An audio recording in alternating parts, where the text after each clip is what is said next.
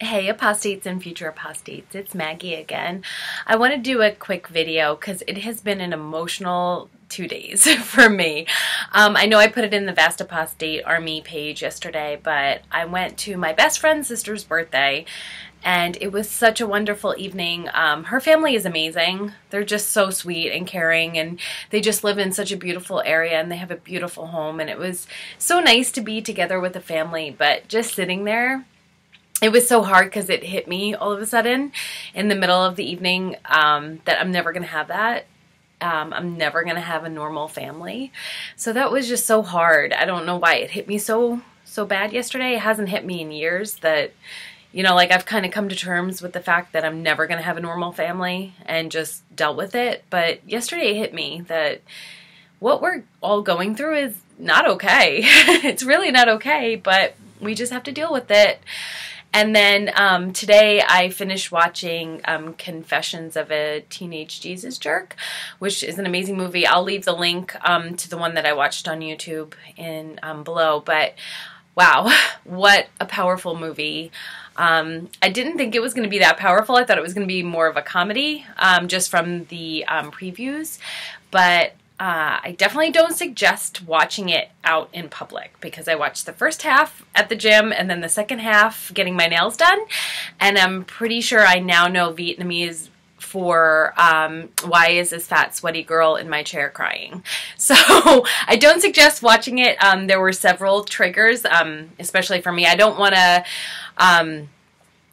share the ending with anybody, but there is one part that you're definitely going to cry at. It was very hard. It was a huge trigger for me, but that's all I'm going to say.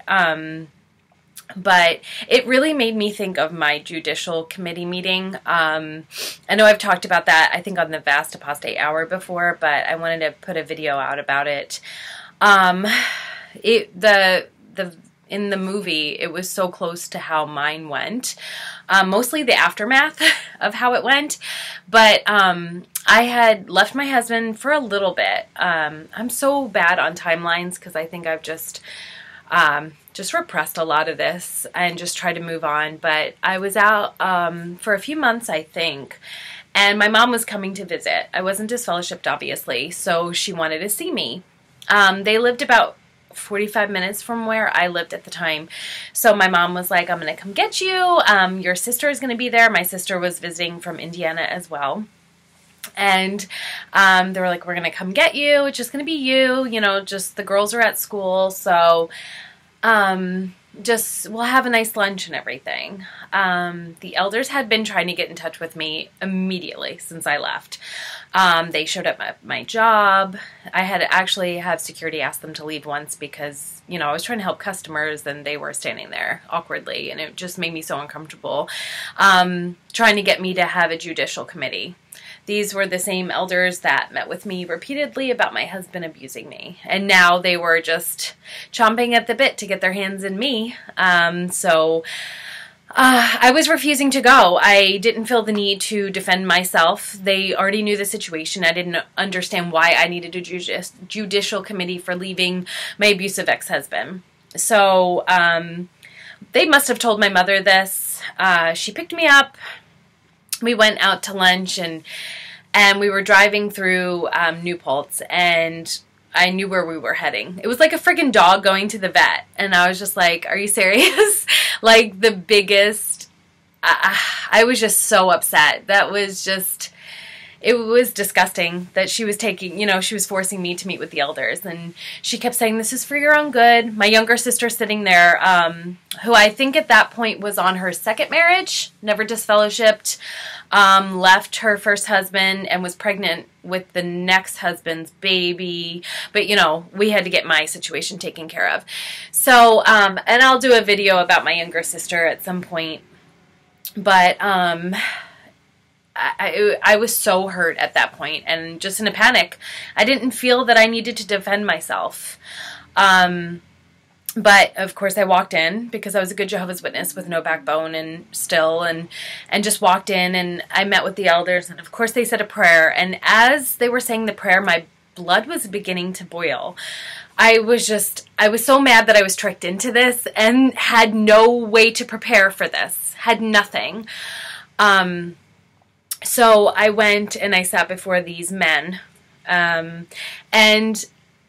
maybe a month before, some of the women at work were like, you have to join Facebook, you have to join Facebook. And since I wasn't a Jehovah's Witness anymore, because nobody was on Facebook then. This was 2008. So, not many people were on social media as Jehovah's Witnesses at that point. So they opened a file and my entire Facebook was printed out. I am not exaggerating. My entire Facebook, every picture, every comment that I made to other things, every group that I liked, everything was printed out, and I just knew I was done. Even though I went constantly to the elders with proof, with black eyes, with everything about my ex-husband, that wasn't enough proof. But here, I had done nothing wrong, not one thing wrong at that point, that they needed to meet with me. And they had my entire Facebook printed out. I was tagged in several pictures with Marty, who I spoke about in another video. Her and I took a lot of pictures together at work. She was a great friend. And they were convinced that I was having an affair with her. They started with the disgusting questions that I don't feel the need to explain. But if you've ever been in a judicial committee, you know these questions. It's disgusting. They wanted to know what kind of, like everything about my relationship with her, who was at the time living with a man. There was, pictures of other people at work that they were convinced I was also sleeping with. And I was questioned about every single person that was on my Facebook, what relationship I had with them. My boss, other managers, everything. And I had to sit there and deal with that. They didn't ask any of these questions of my husband. They never asked what he did to me. They just asked if he did it. He said no, that was the end. But that was not given to me. That same respect was not given to me in my judicial committee. So I sat there and I knew I was done. I had no option, and I had to sit outside by myself while, they discussed it, and they said that I could come back in, and I sat there, and they told me I was disfellowshipped, and at that moment I knew these men were not being led by God's Holy Spirit. These were men. These were men who loved to hurt somebody. They were men that wanted to continue the abuse that I stopped with my husband. They don't have Jehovah's backing. They have no backing. They're men. And it hit me at that moment, and they said, can we pray with you? And I said, no, you can't, because you're not being led by Jehovah, because I've done nothing wrong. And I got up. And I walked outside and I screamed, just like in that movie. I screamed, and I'm pretty sure I kicked the Kingdom Hall, and I lost my mind. And I got back in the car with my mom and my sister, and of course they already knew what was going to happen. And I was screaming, and I lost it, and they actually kicked me out of the moving vehicle. That's how bad I was going off about how unjust they were and how unkind they were, and how they weren't being led by God. And I ended up, I think I walked about 6 miles before I got in touch with somebody to pick me up. And I didn't speak to my mother for a long time after that, obviously. I mean, she still kept in contact with me because of the girls, but that's why when anybody comments that any of us activists are bullying Jehovah's Witness, I always say, obviously you've never been in a judicial committee meeting, because that's where the bullying happens. We're just reacting to that bullying. And it was so upsetting. It was so hard to deal with that and know that you've done nothing wrong and you have no way to prove that. And that was really brought out in that movie. And then other things that happened in that movie, just really showed how once you're in trouble for something, they will believe any accusation against you. And that's pretty much how that committee works. And another thing that it brought out, some people can survive a disfellowshipping and a shunning, and some people cannot. And that really spoke to me in that movie, because only us strong ones can survive this. not everybody can survive a disfellowshipping and a shunning. You really can't. Some people cannot deal with that. And that is something that each person, each Jehovah's Witness has to consider as they're shunning and as they're agreeing with these men disfellowshipping people, these men judging other people. Men don't judge. Men aren't judges. Oh, there's only, you know, one judge, and that's all we have to worry about. And that really, like, spoke to me in that movie, how every Jehovah's Witness has to make a decision. They decide to shun you, and it's a 50-50 chance if you're going to survive this. And I wonder if my mom thinks about that. I wonder if she thinks, wow, Maggie actually survived a shunning, whereas her cousin didn't. Whereas so many people don't survive this. This isn't normal. This isn't how your family should treat you. It should be unconditional love. And they take that chance with every disfellowshipping, with every shunning. You are deciding to give that person a 50-50 shot of surviving without you. And that's what really spoke to me in that movie, is how not all of us make it.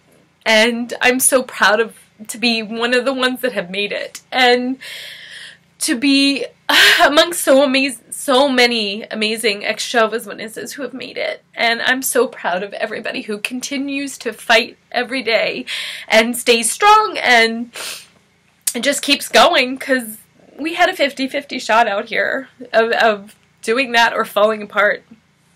And I'm sorry I'm always blubbering, crying on these videos, but it just really hit me the last 2 days, like, how normal people don't know how to deal with this.